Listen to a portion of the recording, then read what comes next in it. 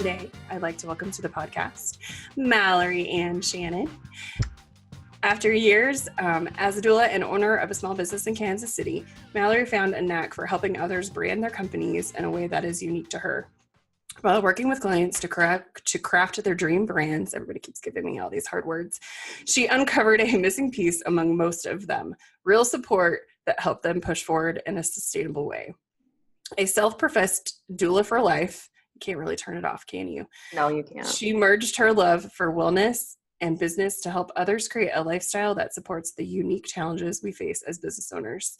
You can find her designing at Socialite Marketing Company, and bringing truth bombs at Mallory Ann Shannon. Yay! Thanks for coming on the podcast. Thanks for having me. I'm so excited. I can't wait for you to tell me how you doula your branding clients, because I always say, like, I'm the tax doula, because you can't turn it off, like, at all. So first question is always the same. What was your first job? My first job, let's see. I started at 16 years old. I actually applied for like 10 or 15 jobs before I actually got it. But I was a hostess at an Outback Steakhouse. And I stayed there I was there for 6 years, and I actually ended up, like, when I left, I was too young to be a manager, but I had all of the other qualifications. So, like, I taught the menu classes, and I did the, like, back of house stuff, and I trained in all of the front of house positions. So yeah, but I started at 16 as a hostess. I love the answer about, service stuff is just so important. Like, I think everybody should have that. So talk to me about your journey to becoming a doula. How did that come about? So when I had my daughter at 21, her birth went in a way that I knew wasn't the way I'd wanted it to go, but I didn't know any different. Mm-hmm. And I was raised in, like, a really, not a medically minded family, but, you know, low key, we did all the things. Mm-hmm. And I didn't know I had choices. So, and this was back in 2011. So this was before, like, the, like, doula movement or whatever was really big. Mm-hmm. So I had no idea. And I didn't follow mommy bloggers, 21 years old, just trying to figure out how to live life. So my first birth didn't go the way that I kind of wanted it to. And then I watched The Business of Being Born, as a lot of doulas do. And it showed me that there was a different way. And I ended up having a home birth with my son, and really got a taste for what a doula does, because my midwives were originally doulas, as a lot of midwives are. So I knew that was what I wanted to do. But I did not realize that I loved postpartum as much as I do. So I got into birth work thinking I would just stay in birth work, and I ended up loving the postpartum side more, and helping support, honestly, moms.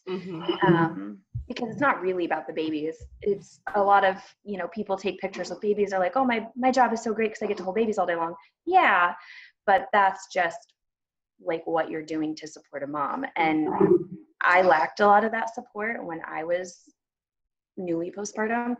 So I know it's important. And I love doing it. Like, I just love helping people. I love it. So you started a doula agency a couple years ago in Kansas City. Why did you do, like, what was the impetus to start an agency? I like the business side of things, and I always have. And I found myself also wanting to give a sustainable career to other doulas, because I know that there are doulas out there who don't like the business stuff. They don't like the marketing. They don't like to send contracts or to keep up with invoices or whatever. They just want to walk in, doula, and walk out for whatever reason, whether it's what they don't want to do or, they don't have the time. And I actually originally started with an agency myself, and I found that I didn't like that portion of things. I didn't like the IC portion of things, and I preferred to be in control. Shocking. But I preferred the kind of doing the big picture stuff. So I, had a goal of both doing the things that I love to do, but also providing other doulas with a way that they could do it sustainably, and in a way that, someone with a baby or with small children didn't have to do the day-to-day, and was able to still do what they love to do. I love that. So what were some of the biggest obstacles in building your agency?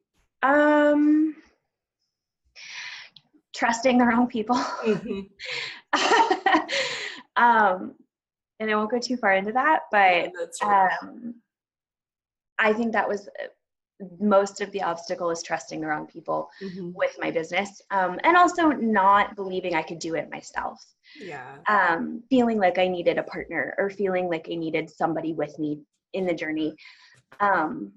And I talk a lot now about how you do need people, mm-hmm. but that doesn't necessarily mean you need a partner, like who has a stake in your business or like a claim to what you're doing. Mm-hmm. You can very easily and pretty frequently find people who are in a similar field, maybe in a different area or even in the same area. I'm very much about community over competition. Mm-hmm. So, I found some of my best supporters and best cheerleaders to be people who are nearby, who do the same thing, but we just kind of are in different paths. Mm-hmm. Yeah, I would say my biggest obstacle was definitely trusting the wrong people. And time management. I kind of struggle with time management sometimes. And I'm doing my best to figure that out. I think anybody who was ever an employee really is like, oh, okay, so now I work for myself, and now how do I manage my time? I remember my first couple weeks, working from home and working for myself. I was like, I know I can go to yoga, and then I can go to I can go to the grocery store, and then I can come back and get some work done. And then I'd be home at 3 p.m. and then the kids would be coming home, and I'm like, that did not work. Yep. That did not work out at all. 100%. Yeah. So what were some of the biggest successes in building Kansas City birth and parenting for you? I honestly, it was the client work and then what ended up coming out of it. We ended up closing Kansas City. Well, we rebranded a few times. So it was originally North Doula, Kansas City Family Birthing, Kansas City Birth and Parenting. But just the biggest successes, I think, were personal successes, were me overcoming things that I really thought would end everything, and coming out of it and being able to create something else. I think out of that experience, I've gained a lot of resilience, and I've understood the importance of resilience, especially in entrepreneurship and business ownership, because you're gonna fail and you're gonna fuck up and you're gonna it just is, you're gonna not meet deadlines, you're gonna misschedule things, you're gonna miss calls, you're gonna fuck up. And I think what came out of that was the importance of resilience and the importance of staying humble and owning the fact that that's my fault. I totally did it. I totally fucked up. That's my fault. I'm only human, but that doesn't mean that I get an excuse. I have to own it and take responsibility for it and do what I can to make it right, or, face the consequences, whatever those are. So I think that's probably the biggest successes, is just personal successes, a lot of growth, a lot of learning, and just being able to get people sleep. That's been really big for me. I love doing that. Yeah, I love sleep. Sleep is kind of my favorite, which is why I don't do overnights. Understandable. I need that sleep personally instead of helping other people get it. Business ownership is it's the building of grit, of that resilience. And I think if you're not doing personal development, then you're very confused about how this business ownership stuff works. If you're not growing and learning, then you probably are not a very good entrepreneur. Yeah. So your focus now is brand creation and support. What makes you and socialite marketing unique as creators? I I think it's us, honestly, because we're not reinventing the wheel, and it's not something that other companies don't do. Mm-hmm. And I'm not one to sit here and preach like I have this unique formula or I have this blah, blah, blah. Like, really, anyone could learn to do what it is that we do. I think what we bring to it is you cannot learn someone's vision. Like, you can't learn creativity. You can't learn the exact way that we see the world. And I'm someone that believes that, like attracts like. So I'm not someone who would say, we do this design better than this company. There might be somebody out there who does the design for someone better than I do it, but that doesn't have to do with like we're better than each other. It just has to do with we're more aligned with each other. Mm-hmm. So I would say like my approach to things is just a very much, it's not que sera, sera, but it's sort of that. It's sort of just like, my people will find me, my people will come to me. So I would say what sets us apart is that we try really hard to be collaborative and not competitive. And I think that that's an important thing. Also, I send gifts in my emails. That's unique. I love that. I know. I love that. I think as doulas, a lot of the time we approach things from a place of support instead of a place of sales. Yeah. And that's different. Like we're different like that. I know I very much have that kind of same case, Rosara. Like the correct people will come to me. I'm not chasing people to have them sign proposals or whatever. Like if it's a good fit, it'll work out. Yeah. Well, and maybe that is something that is unique is, Ashley and I are both doulas and come from that place of, we're here to support your brand. We're not here to give you a product. We're here to give you an experience. So we're here to support as you kind of launch and go and, create your baby company. And we're helping you kind of birth. That's always how I've approached branding. And that's probably how that's the difference between like a branding person and a graphic designer. Like a graphic designer can give you a pretty logo, but someone who understands branding is going to give you a full package and a full experience and then teach you how to use that logo and what to do with it, where to put it.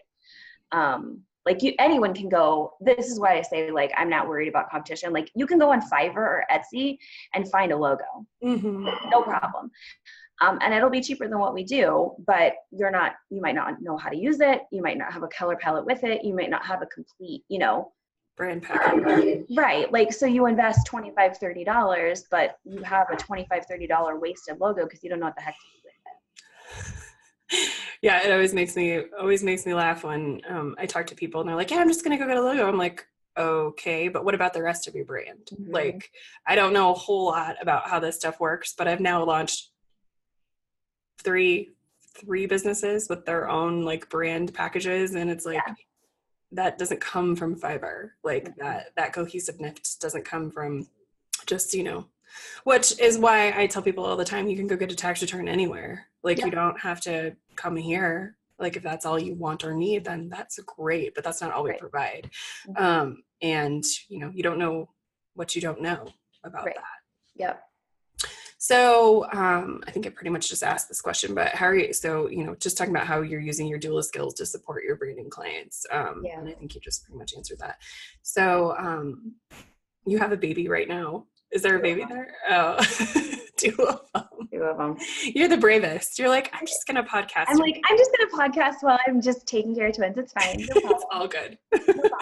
No problem. You're feeling a little scared for you right now. Okay. So tell us, I know you light up, you just light up when you talk about your branding stuff. So I just wanted you to give us an idea or tell us about your favorite project and how your work impacted the business and its owners. My favorite project. Oh, that's so difficult. Honest to God, like I know everyone says this, but I love every single one of my clients that I've ever worked with. Like I know. There's such a unique connection with each and every one of them. And I'm someone who like forms that sort of, we get on the phone and we're like, hey, what's up? Hi kids, what are you doing? Like, yeah. So it's so hard to pick a favorite because each one is so unique to the person.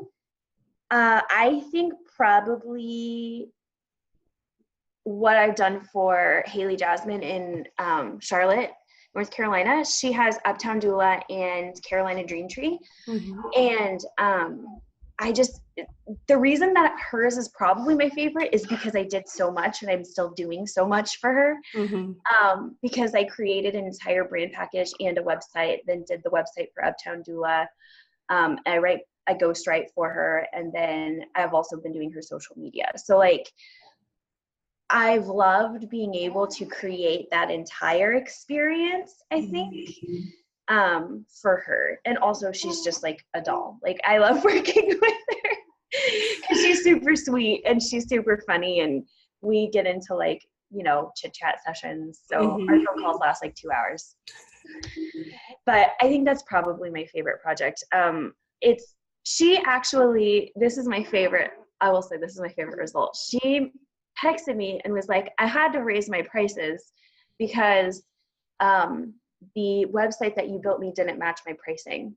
So like, she said she wanted something elevated and that really hit that market of kind of upper middle class, double income families. And she was working underneath an agency and ended up leaving. So I think she probably had a little bit of, as we all do, confidence issues with pricing.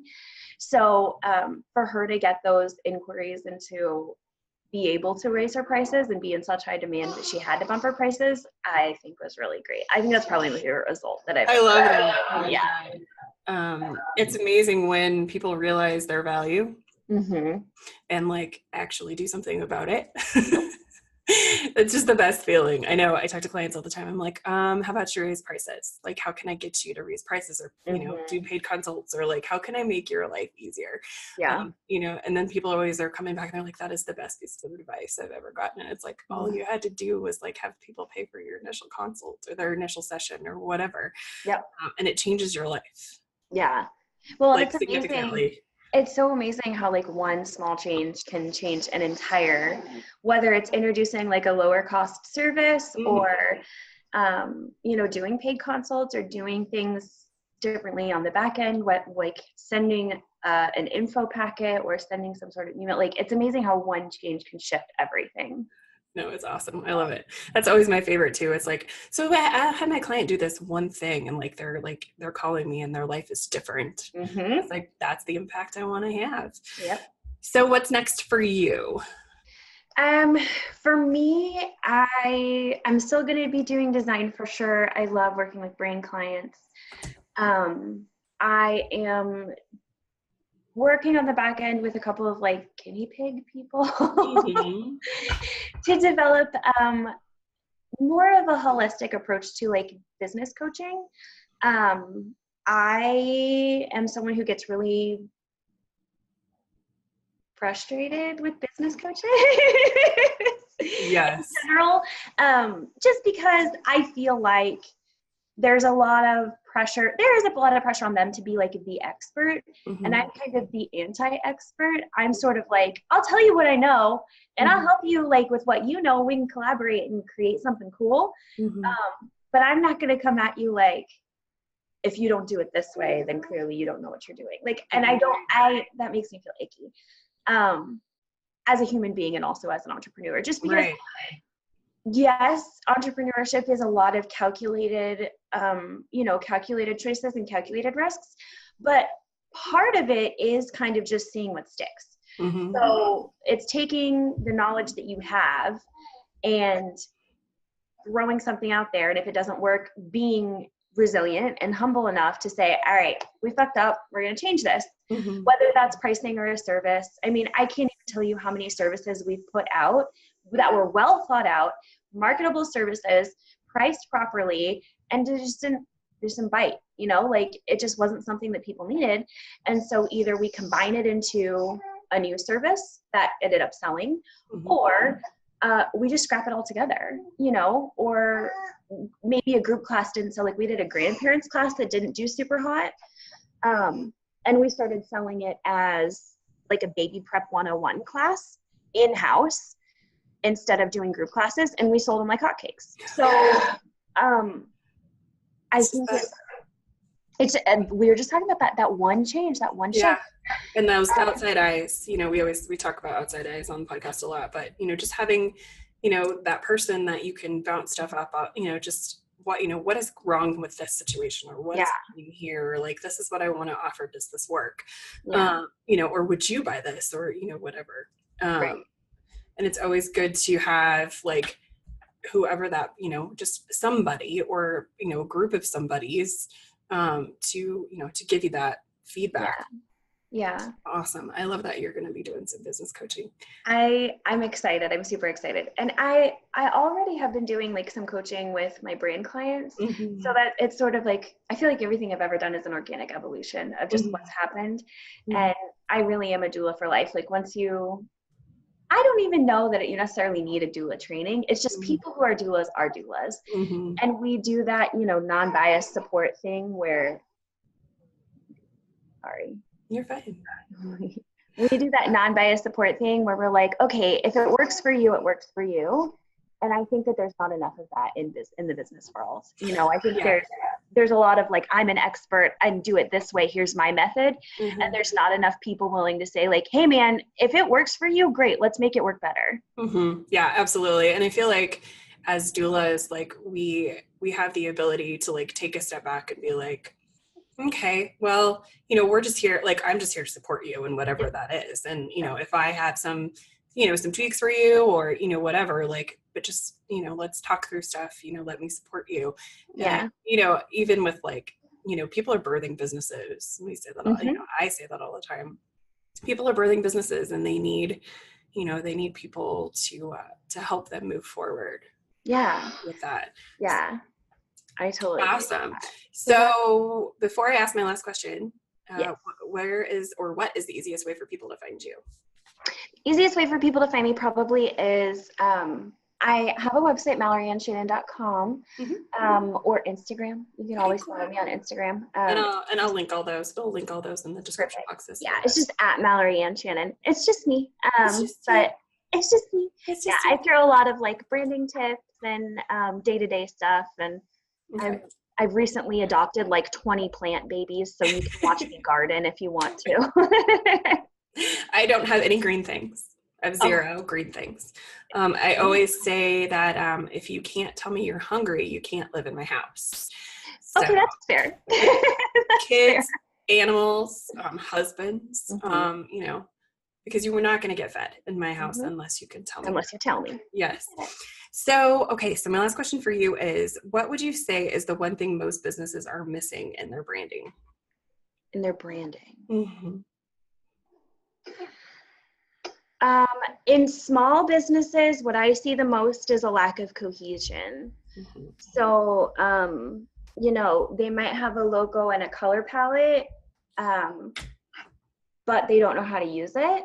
Or they might have a logo and a color palette and it's not cohesive with their website. Or, you know, I think that what a lot of people don't understand about branding is it's not a logo or a color. A brand is an experience.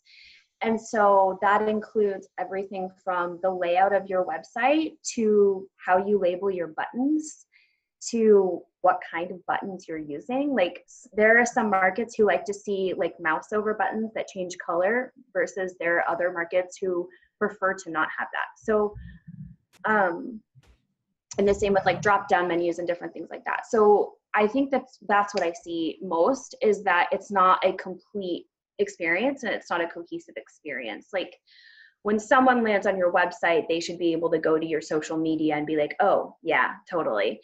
And you know, when someone reads a blog from you and they read your copy, a lot of times I see real stilted copy and really like businessy copy, and then they'll write in the first person and it's really relatable and it's really personable and it's really connecting. But then you go to their website and it's like, you know, Mallory Shannon is da da da da da da, and it's very cold and corporate, which is fine if that's what you're going for. Like if you're a lawyer, if you're someone who that's your brand is cold and corporate, cool, great.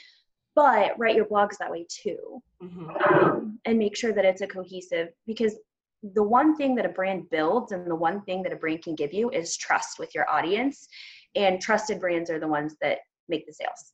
So, they're the ones that get the contracts. They're the ones that get the reputation with people to know that they do a good job because it's consistent. So, I think that's probably the thing that I see lacking the most, is just making sure it's a cohesive experience all the way around.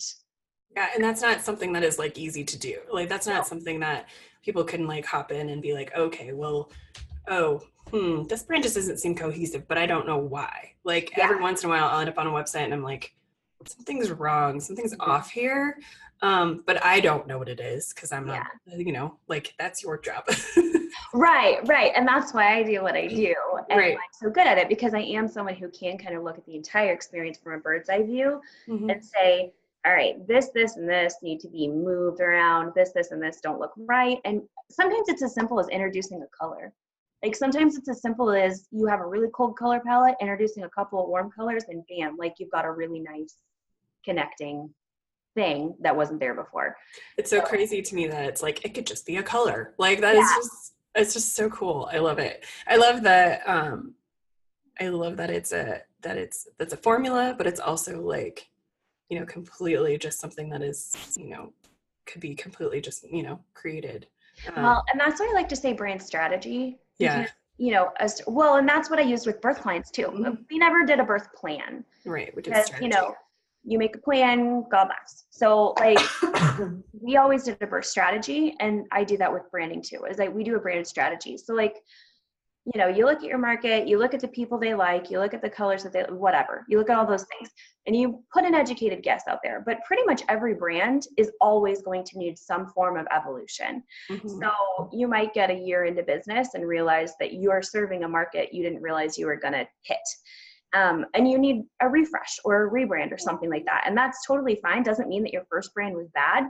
It was good, but I feel like in business and in branding, it's always an evolution. Like even the big, like Nike, Google, and everyone does rebrands. Everyone does refreshes, and they use things in different ways. So just because you need a rebrand or a refresh or something doesn't necessarily mean that your first one was bad. It just means, it's an evolution of your company. Yeah, or it's not hitting the way it's you want it to. Right. That's awesome. Well, thank you so much for being on the podcast. Thank you for having me. You're so brave with the twins. Me and my twins. They did pretty well, actually. Oh yeah, they were super quiet. I was like, you have babies. Yeah, I do. Yeah, well, I scheduled this and I was like, oh yeah, this will be fine. Then I'm like, oh, nope. Oh, wait.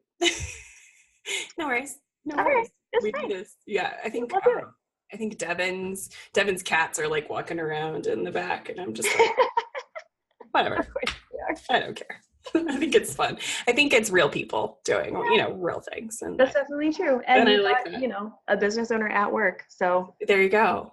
Doing one of our many things. So thank you so much. Yeah, thank you for having me. I appreciate it. Yay! I'm glad you had fun.